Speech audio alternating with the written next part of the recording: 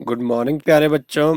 आज हम बसंत के कक्षा 6 के बसंत पुस्तक के पाठ 2 बचपन पढ़ेंगे। बचपन अर्थात बालपन का समय। तो यह कहानी या यह पाठ कृष्णा सोबती जी द्वारा लिखा गया है। आइए हम इनका जीवन परिचय देखें।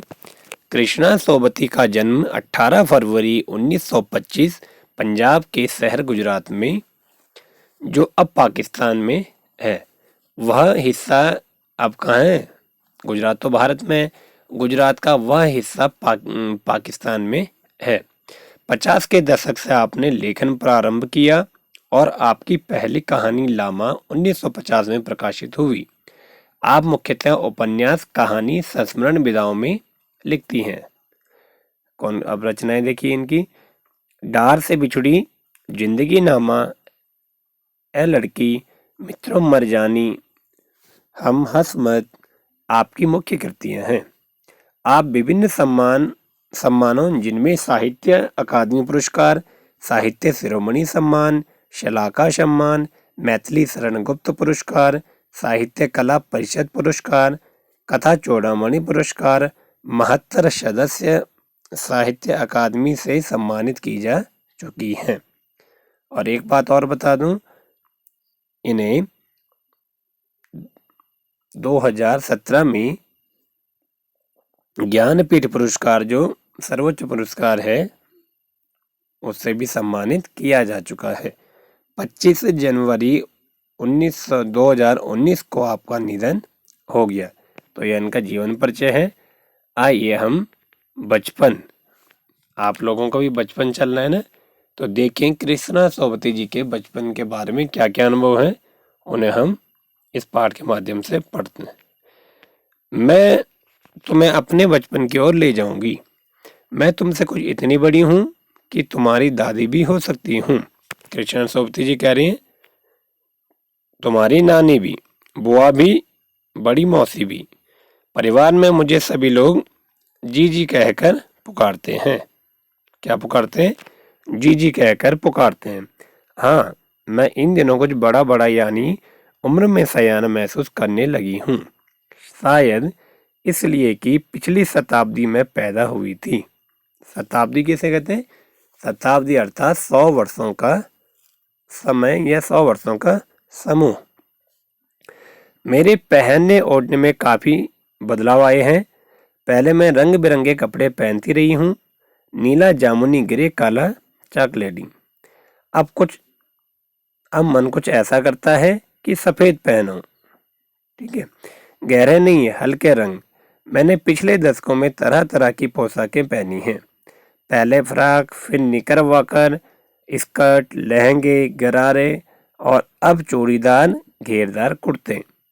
तो लेखिका कह रही हैं, मैंने अपने जीवन में जिस प्रकार हम बचपन में कुछ और कपड़े पहनते हैं, जवानी में कुछ और पहनते हैं, फिर उसके बाद हमारे ड्रेसअप चेंज होता रहता है, तो वैसे ही ये वो अपने बारे में बता रही हैं। बचपन के कुछ फ्रॉक तो मुझे अब तक याद हैं। हल्की नीली पीली धारी वाला फ्रॉक, गोल कॉलर और बाजू पर भी गोल कफ, एक हल्के गुलाबी रंग का बारीक चुन्नटों वाला घेरदार फ्रॉक, नीचे गुलाबी रंग की फ्रिल। तो ये फ्रॉक के बारे में बता रही हैं। उन दिनों फ्रॉक के ऊपर की जेब में रुमाल और बालों में इतराते रंग बिरंगे रिबन का चलन था। जब ये बता रहे हैं वो अपने बचपन में, उन दिनों बोला क्या था, फ्रॉक में एक जेब होता था ऊपर जिसमें रुमाल रखा जाता था और बालों में रंग बिरंगे रिबन लगाए जाते थे। लेमन कलर का बड़े पैंटों वाला गर्म फ्रॉक जिसके नीचे फर टंकी थी। 2 ट्यूनिक भी याद हैं, एक चॉकलेट रंग का और अंदर की कोटी प्याज जैसे प्याज होता है उसके रंग का, दूसरा ग्रे और उसके साथ सफेद कोटी। मुझे अपने मोजे और स्कार्टिंग भी याद हैं। ठीक है, बचपन में हमें अपने मोजे खुद धोने पड़ते थे। अब ध्यान से सुने, लेखिका क्या करिए, बचपन में हमें अपने मोजे अर्थात जुराब, सॉक्स हमें खुद धोने पड़ते थे। वह नौकर या नौकरानी को नहीं दिए जा सकते थे, इसकी सख्त मनाही थी। तो जब हम जो बोला मोजे थे वह हमें खुद धुलने पड़ते थे, उसको हम किसी नौकरी को नहीं दे सकते थे, इसकी सख्त मनाही। हम बच्चे इतवार की सुबह इसी में लगाते। बोला हम सभी बच्चे लेके क्या करें, इतवार यानी रविवार की जब छुट्टी होती थी उस सुबह हम ये मोजे धुलने में लगाते थे। धो लेने के बाद अपने अपने जूते पॉलिश करके चमकाते और उसके बाद क्या करते थे, जब मोजे धुल लिए फिर जूते पॉलिश करके चमकाते। जब जूते कपड़े या ब्रश से रगड़ते पॉलिश की चमक उभरने लगती। जब जूते को रगड़ते खूब ब्रश है तो उसमें पॉलिश उभरने लगती। सरवर मुझे आज भी बूट पॉलिश करना अच्छा लगता है। अब यह सरवर या किसी से बातचीत करें तो उनका संबोधित करो, उन्हें बोलिए सरवर। मुझे अभी भी बोला जो बूट पॉलिश करना अच्छा लगता है।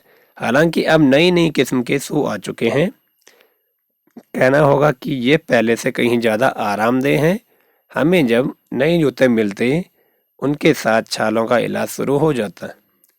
अब यह क्या कहते हैं, अब आप देखते हो अब जूते नई नई किस्मों के जूते आ गए हैं और बहुत ही आरामदेह, इनका वजन भी बहुत कम होता है और किसी प्रकार की कोई दिक्कत नहीं होती और पाँव के लिए भी ये कैसे होते हैं, आरामदेह। पर लेखिका कहते हैं हमारे समय में जब हम बोला जूते लेते थे साथ ही साथ पैरों में छाले का इलाज भी शुरू हो जाता था। वह एक तो भारी होते थे, चमड़ों के बने होते थे और जब हम उन्हें पहनते थे तो उससे पैरों पर छाले पड़ते थे तो उसका इलाज हम पहले शुरू कर देते थे। जब कभी लंबी सैर पर निकलते अपने पास रुई जरूर रखते। जूता लगा तो रुई मोजे के अंदर। हाँ, हमारे तुम्हारे बचपन में तो बहुत फर्क हो चुका है। बोला जब कभी लंबी सैर पर हमें पैदल चलना होता था तो अपने पास रुई जरूर रखते।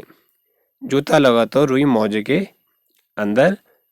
बोला जब भी वो काटता था या ढीला होता तो हम क्या कहें, रुई को जूते के अंदर रख देते थे या जहाँ पर काटते थे वो वहाँ पर मोजे के अंदर रुई को रख देते थे। लेखिका कहती है हमारे और तुम्हारे बचपन में बहुत फर्क हो चुका है। हर शनिचर को हम ऑलिव ऑयल या कैस्टर ऑयल पीना पड़ता हमें। यह एक मुश्किल काम था। शनिचर को सुबह से ही नाक में इसकी गंध आने लगती। छोटे शीशे कांच के गिलास जिन पर ठीक खुराक के लिए निशान पड़े रहते, उन्हें देखते ही मितली होने लगती, मितली उल्टियाँ आने लगती।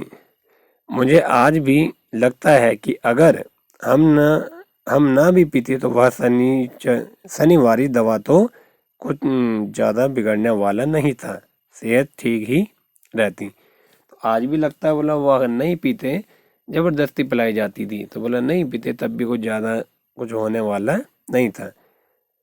अब लेखिका कहती है तुम्हें बताऊंगी कि हमारे समय और तुम्हारे समय में कितनी दूरी हो चुकी है। लेखिका कह रही है अब वर्तमान में इस समय हमारे बचपन, आप लोगों का बचपन चल रहा है ना, और लेखिका के बचपन में कितनी दूरी हो चुकी है। यहाँ तक कि बचपन की दिलचस्पियाँ भी बदल गई हैं। दिलचस्पियाँ अर्थात जिनमें हमारा मन लगता है, जिन कामों को करने का हमारा मन होता है, तो इस समय की हमारी इच्छाएं बदल चुकी हैं या बच्चों की जो काम करने का तरीका, खेलने का, कूदने का, बात करने का, खाने पीने का सब तरीका बदल चुका है। और लेखिका का समय कैसा था वो लेखिका बता रही है। याद रहे उन दिनों कुछ घरों में ग्रामोफोन थे, जैसे इस समय क्या है हाथ हाथ में मोबाइल फ़ोन है, वो भी स्मार्ट मोबाइल फ़ोन। उस समय क्या थे, ग्रामोफोन थे। रेडियो और टेलीविज़न नहीं थे। हमारे बचपन की कुल्फ़ी आइसक्रीम हो गई। अब लेखिका क्या कह रहे हैं, उस समय क्या कुल्फ़ी मिलती थी, अब उसकी कुल्फ़ी की जगह किसने ले ली, आइसक्रीम ने। उसमें भी कई सारे फ्लेवर, कई सारे प्रकार आ चुके हैं। कचौड़ी समोसा, कचौड़ी क्या हो गया है, पहले कचौड़ी मिलती थी अब कचौड़ी की जगह लेखिका के समय में कचौड़ी मिलती थी और हमारे या आपके समय में क्या है, समोसा, सॉरी, कचौड़ी समोसा पेटीज में बदल गया। अब क्या, पेटीज मिलता है। पहले कचौड़ी या समोसे चलते थे लेखिका के समय में, वह पेटीज में बदल गया। सहतूत और फालसे और खसखस के शरबत कोक पेप्सी में।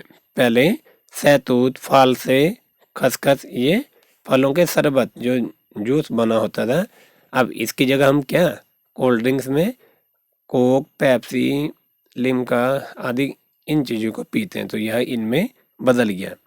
उन दिनों कोक नहीं, लेमनेड, विमटो मिलती थी।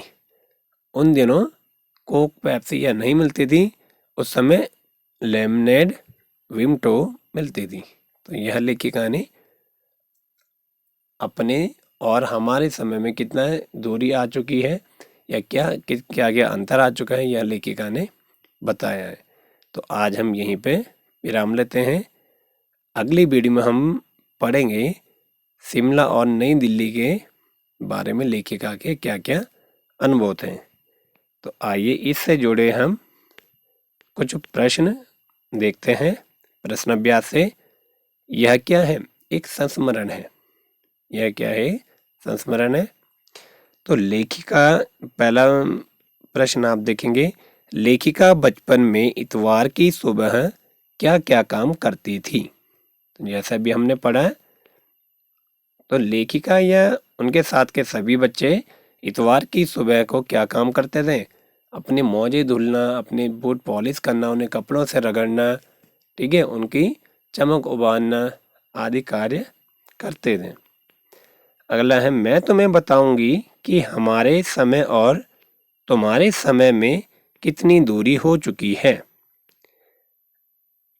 इस बात के लिए लेखिका क्या क्या उदाहरण देती है।